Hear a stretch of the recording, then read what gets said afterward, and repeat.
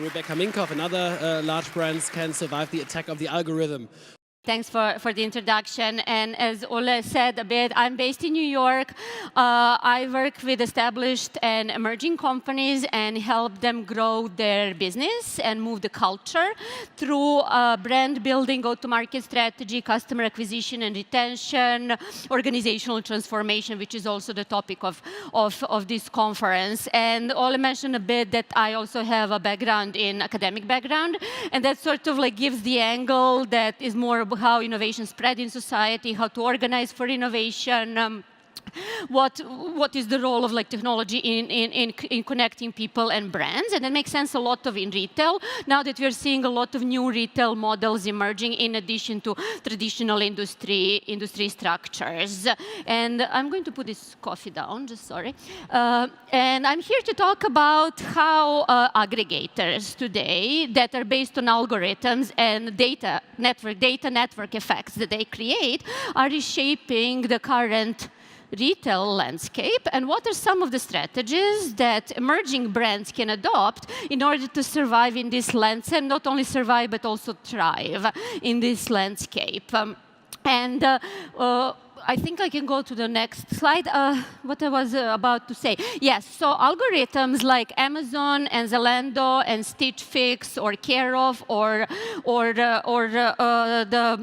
Trunk Club, they're reshaping the behavior of consumers to such extent they're becoming legitimate retail destinations, and not just for basics, for batteries, underwear, and toilet paper. They're becoming destinations for fashion items as well, and that's where the things are becoming more complex. And because the role of the algorithms have in consumers' shopping behaviors to such extent, there is an emerging belief that algorithms are going to replace the role of the brand in a sense, how brands used to help us navigate the abundance of choice and help us make and direct our decisions, as well as serve as markers of quality. So there's some opinions that algorithm is the new brand, and we're going to unpack that. There is a number of ways that algorithms that aggregators and algorithms that are based on can help us direct our shopping decisions. Amazon uses passive personalization among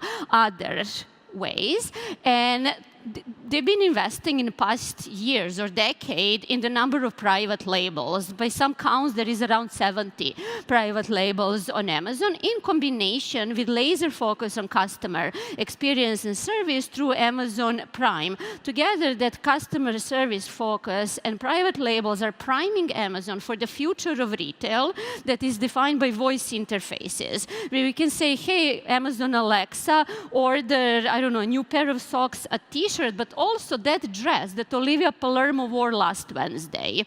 So that is creating this integrated landscape, and you have social feeds combined with your reviews and your recommendations. Stitch Fix is a US-based company, is a wardrobe management service that combines the wisdom of humans together with data in order to provide personalized wardrobe solutions. Stitch Fix is primed to solve the problem of why a customer walked into the store and didn't buy anything. So they believe that they create superior customer experience without any breakages in that experience, just if they combine the another volume of data, the network effects, data network effects that are created when individual person selects their style, assesses what else they have in their wardrobe, say what the sizes are, what colors, what fits they like, and based on that, human stylists can serve thousands of customers when they have style profiles for each, and the algorithms crunches data. So this would be an example of active personalization. Then we have Airbnbs that are matchmaking services. They're scouting the market, and they have 5 million listings. I'm not making this up. They literally have 5 million home listings together with experiences, trails, tracks, all sorts of things, and they sift through all their data in order to increase the likelihood to find insights that are increasing the likelihood that the host is going to accept what the guests offer, and that the guests are going to rate the experience highly. So that's sort of that matchmaking service. Along the way, they find insights like, oh, the length of the stay defines if consumers are going to opt in or opt out for booking a specific property. But then also, if you're saying like deep on the west or the bay of San Francisco, the likelihood that you're going to rent something is much higher because you're not stuck on traffic on different bridges. This particular selection actually freaked me out because last time I actually used Airbnb was back in 2012 in Austin when I rented an apartment from a guy named Phil. It was like a verified bachelor pad, together like mirrors in the bedroom and all of that. But the point is here that all those recommendations are places that I've already been to. I've been in the past year to those places, and when I went to take a screen grab for this presentation, I was like, Airbnb has been paying attention. So that's a creepy one. Then we have Spotify here that uses two ways to do that. One is collaborative filtering, which is like matching different playlists and looking for odd men out that are not at the same playlist and recommending that. Or the other is to build a taste profile, which means like looking at like how different songs, playlists, and artists create genres and micro-genres, and then looking which new songs, artists, and playlists can fit within those genres. And then finally, the king and queen of all algorithms, Facebook and Instagram. We all know like they can make or break brands today, basically. And Instagram in particular is relevant for fashion brands. And what they're doing is they're creating a personalized, unique feeds for each one of us. So me and Michael, we can have the same, we can follow the same accounts, but we're not going to say the same feeds because of those three factors, depending how we interact with the content in those feeds. So for example, in terms of interest, I can interact with wellness, with fashion, with travel content, and I'll see more of that. And then in terms of timeliness, what is recent, what is less recent, and the final one is Facebook's algorithm in the past year, since the last change in January 2018, they're creating that you see most content from your friends and family. And friends and family can be like very loosely related. So I think that Instagram thinks I'm related to Gwyneth Paltrow in some way. So the amount of content that I'm getting based on tags, direct messages, hashtags, responses, and likes, that all shape how this entire environment is created. So today, our feeds and the internet overall is so much defined by the algorithm that it's really hard to say who is human and who is not. The things have become really blurry. There is a recent New York Times Magazine article that asks how much of the web is fake. Well, it turns out a lot, actually. 60% of all web traffic comes from bots. Some years, that number is even higher. And then where I put here an inflection point, which is on YouTube in 2013, so much traffic was coming from bots that YouTube engineers were afraid that is going to rig their machines completely, and they're going to start regarding human traffic as fake and bot traffic as real. And I put that under quotation marks because what we are seeing today, our feeds are populated by real-looking fake people and fake-looking real people, and everything that seemed like real now seems a bit fake. Think Kylie Jenner, for example, or everything that looked fake now seems real. Think Kylie Jenner again, I guess. And even things that are completely solid, like traffic, you ask Facebook, who is under like multiple like lawsuits, is they even overstate their traffic. Traffic got from watching videos on their site, traffic, the page views, the completion video rate, you can't like get a hold of it. And it even gets better. There is a company, beauty company, called Sunday Riley. They created a number of fake accounts in order to post product reviews on Sephora. So there was a leaked email from the employees who were encouraged to create a number of fake profiles and give glowing product reviews. And they were even instructed, humans were instructed to behave like humans. Don't just leave review on Sunday Riley products, leave reviews on others as well, which is like wild. It gets even more wild when you get into CGI computer-generated influencers like a little Michaela, who has one more than 1 million followers. So she's a fake influencer with real influence. But then she got hacked by a Trump troll called Bermuda. The best part is Bermuda demanded I'm going to get you back, your Instagram account, if you admit that you're not real. Best part is Bermuda is also CGI influencer, so that the bot is threatening a bot to admit that the bot is not a bot. It's like insane like that. And then you also have human influencers who are pretending to be influencers. So if I got this correctly, people are buying, high school students are buying, because they're inspired by influencers, everyone wants to be an influencer on Instagram, they're buying products, and they're paying for products and posting them for free in order to appear that brands gave them products for free and paid them to post it. So that's going on, and no wonder that we are like, what's up? And then the final thing that humans want to get in, when we humans want to get on some site, bots are asking us to prove that we are human. They're like, find the traffic sign in these like 9 squares. Like, I always fail on that. Like, I never have any idea. So it's like, even that, like, you can get access to the bot-controlled feed. You need to prove that you're human, and then you fail. So no wonder that, like, in this reality, it has become blurry. What is lost here is not the reality or the truth, but trust. Trusting that people and things are what they represent themselves to be.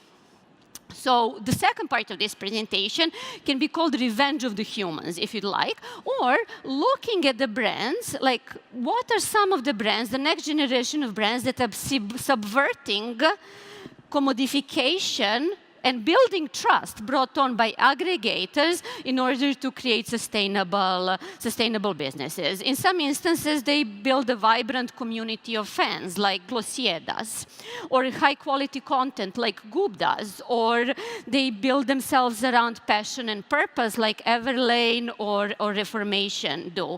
What unites all of them is that they're not looking for scale. They're looking for high-quality readers, listeners, viewers. So what they lack in scale, they compensate in building trust in relationship with their customers.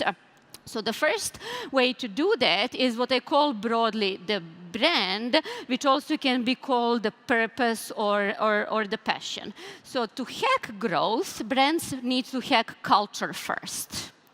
And the fastest way to do that is to piggyback on the already existing subculture or community that already exists out there. So those communities are beta testers, fans, and like advocates for a brand's product or service.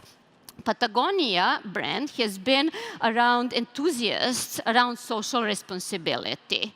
Everlane has been built around enthusiasts about transparency. Supreme has been built around incurable sneakerheads, for example. Compare that to Stitch Fix's tagline. If you Google it, it says, pay only for what you keep, which is a statement that can excite precisely no one. So in order to kind of really create a true brand, you need to create a passion or purpose and link yourself very closely to the part of specific subculture. The staying power of brands is not based on proprietary product, acquisition channels, or structural modes. Or should I say, it's not only based on that. It's based on how believably a brand can connect with a community through passion and purpose, and how deeply can install its sense of identity, community, and belonging. And this is why I believe that algorithms are never going to replace the role of the brands in retail today, because algorithms can shift the power for products that never had strong brands in the first place. There's some basic categories, like some basic direct-to-consumer brands. You can have like T-shirts, socks, toilet paper, things like that we never actually selected based on the brand in the first place. We selected that because of a recommendation. You have to ask what builds a brand in a category. We selected them based on recommendation for someone else, based on placement on the shelf. based on packaging and so on. So the statement should read, algorithm is the new brand for categories where brands don't matter. So algorithm is new brand for categories where brands don't matter. That's how I see that. The second strategy that brands can adopt to fight that off is to build a community. And the easiest way to build a community is to piggyback on already existing communities that exist out there. And the best brands who are like Glossier, for example, or Away Luggage or Acton Acre hair care brand, they are encouraging interactions between people on their platforms even before any product purchase emerges. So where Glossier is very successful is that it creates social currency as the outcome of the interactions. And that social currency is strong enough that and it's built around product preferences that are exchanged with those consumers, that they gravitate towards that brand even if they're not buying the products. They are buying a lot of products, but it's even like creating a brand and creating community is based on how this social currency is created, distributed, and exchanged. And that should become a core part of the business model. An image here that I included is from Rafa Cycling brand. Rafa believes that cycling makes for a better world and created vibrant ecosystem for riders. They created different chapters around the entire world, chapters meaning different Rafa cycling clubs. These are all clubs of enthusiasts passionate about cycling. And before they even buy something, and they do buy a lot of expensive Rafa gear, where the bonding comes really in is through the races, rides, or events that are having in their different stores. So the third part that is a sustainable strategy in building brands in this new retail environment is creating a content that has a standalone value for their customers. So even before any product purchase, you go to the sites like Goop, and I'll mention others a little bit later as well, because content has become a big business. So that is a standalone value, and that provides a sustainable competitive advantage and builds a moat around your brand, because people use content to bond with each other and your brand. And Goop is an excellent example for that, because the content Goop created serves as a tactic, as a backdrop for contextual commerce, for one. And the second and more important one, it serves as a tool for testing new product ideas. So whatever the group is writing about, if there is a lot of sort of positive feedback, they go on and create a product. And this is not unique only to Goop, because other brands like Casper, for example, they created their own magazine called Woolly. We have magazines that Airbnb has their own magazine, Equinox has their own magazine, so experiential brands also are seeing Away Luggage has their own magazine called Home, which are stories of travelers. Even dating apps are having magazines, or should I say, especially dating apps, because dating stories is something that we can never tire of.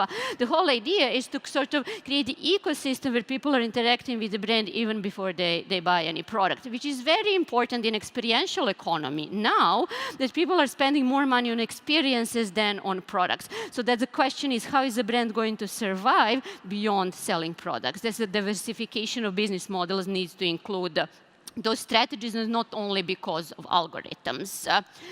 Then the fourth one is curation, which I thought about. When you create a network and you create a network effects, you can also have reverse network effects, which means if too many people belong to the same club as you, you don't want to belong to the club where everyone is part of. And I think that a lot of direct-to-consumer brands are suffering from this problem because they have a lot of pressures to scale very quickly. So say, for example, Away Luggage was an example of insider knowledge of a status symbol. Now you look around, everyone has a Away Luggage. You don't want to be part of a club that everyone belongs to. Supreme is really smart in battling this, because under one umbrella brand, they have limited editions and drops. So a lot of people wear the same brand, but very few people have the same product that are having. So when you're looking at and battling reverse network effects and those who are low quality users, the best way is to create some sort of membership club. And the example here I use is Adidas has a creators club. When those who are power users, who are most dedicated on the platform, they have access to exclusive products, events, information, and so on. So the best way is to create like a tiered way, so not everyone can have the same thing, but everyone belongs to the same community.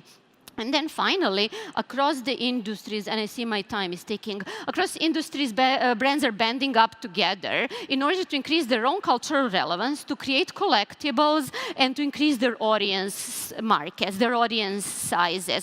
My favorite collaborations come from beauty industry, where Aesop partnered with Luca Guadagnino, art director, to create in Rome their flagship store, or with Iris von Herpern to create I think Atlas ambassadors or something, like a gift set. The whole point here is not just like slap a logo on something else, it's figuring out what else is my audience doing, reading, listening, what they're spending their time on, and what is their cultural context. So who do I need to partner with in order to increase the part of the life that I am, and how do I contribute to their cultural context?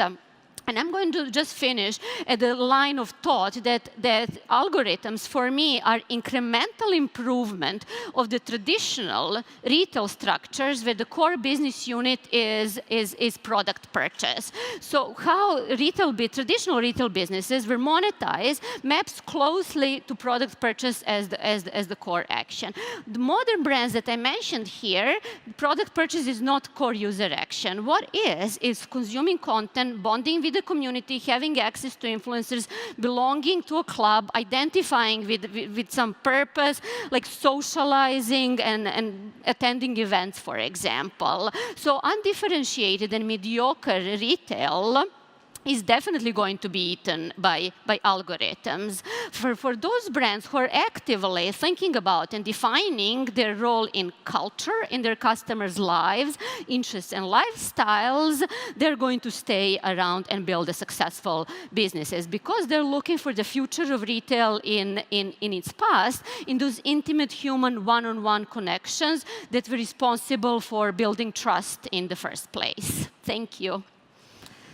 This is like stressful, like and. I'm like, boom. Thank you very much. That was so interesting. You're very welcome. One quick question. In what kind of activities does your research then materialize in your work at Rebecca Minkoff?